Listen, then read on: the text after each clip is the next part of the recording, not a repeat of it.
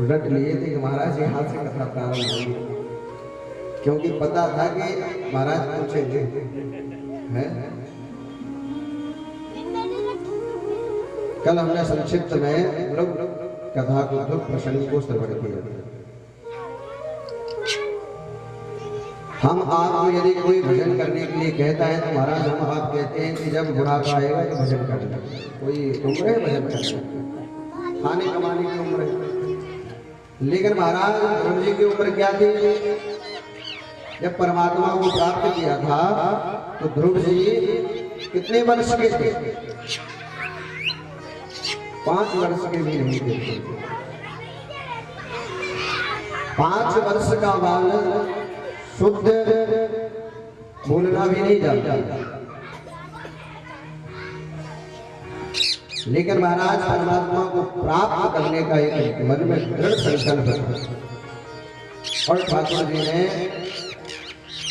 5 महीने में ध्रुव जी को दर्शन दिया। और ध्रुव जी परमात्मा का जब भजन करने के लिए गए तो रास्ते में कौन मिला ध्रुव जी को? नारद जी मिला। और शास्त्रों में कहा गया है कि महाराज यदि जिसको नारद के दर्शन हो जाए समझ लो साक्षात नारायण के ही दर्शन हो गए हैं। नारद जी ने देखा कि छोटा सा बालक बड़ा प्यारा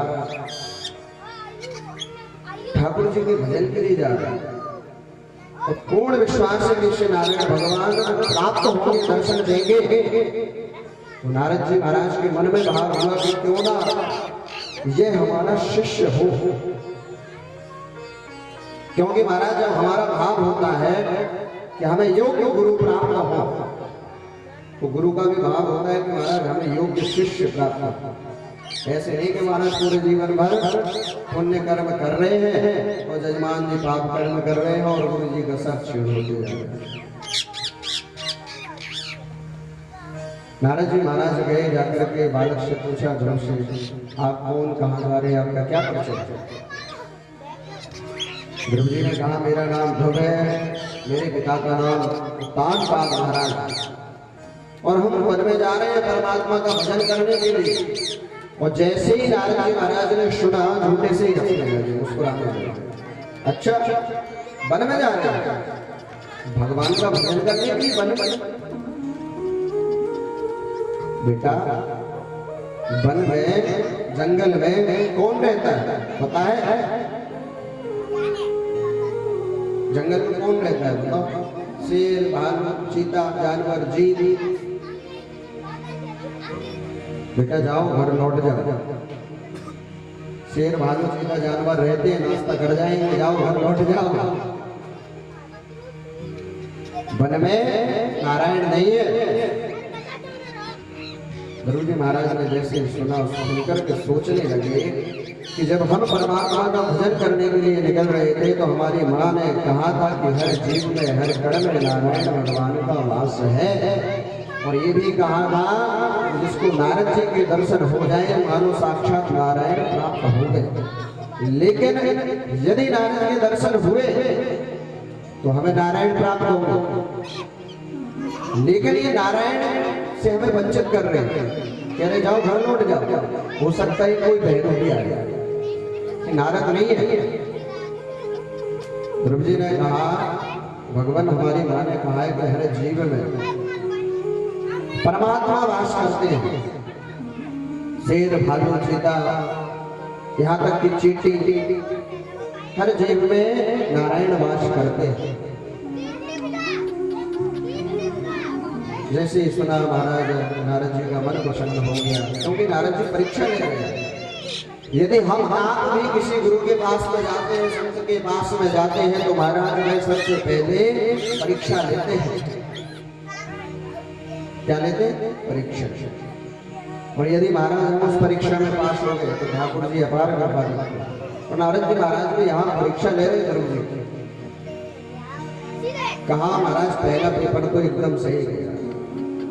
कहा कि अच्छा एक बात बताओ, हम मानते हैं कि ठीक है हर जीव में नारायण वास करते हैं, बेटा तुम्हारी मन में क्या है? कहाँ करो 5 वर्ष में नहीं।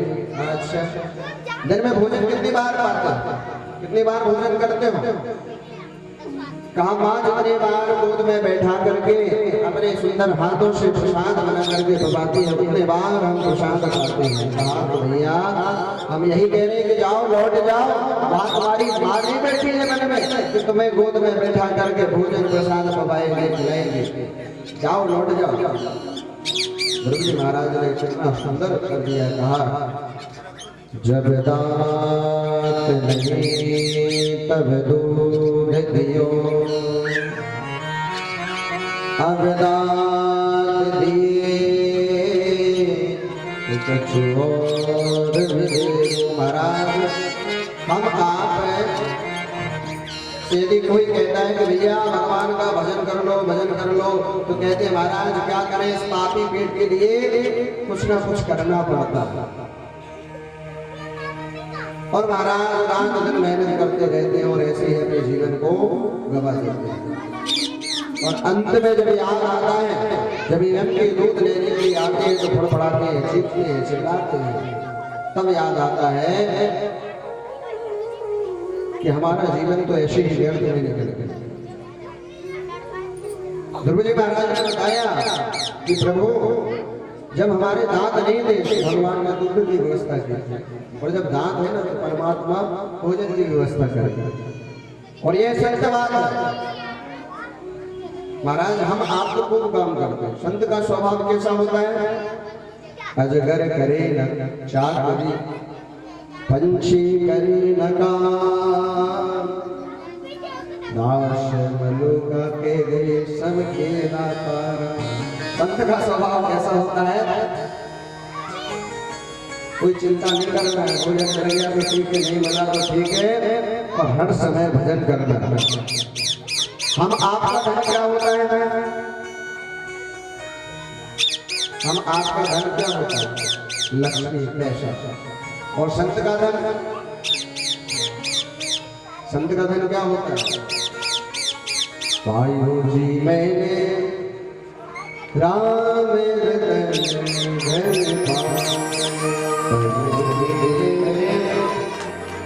राम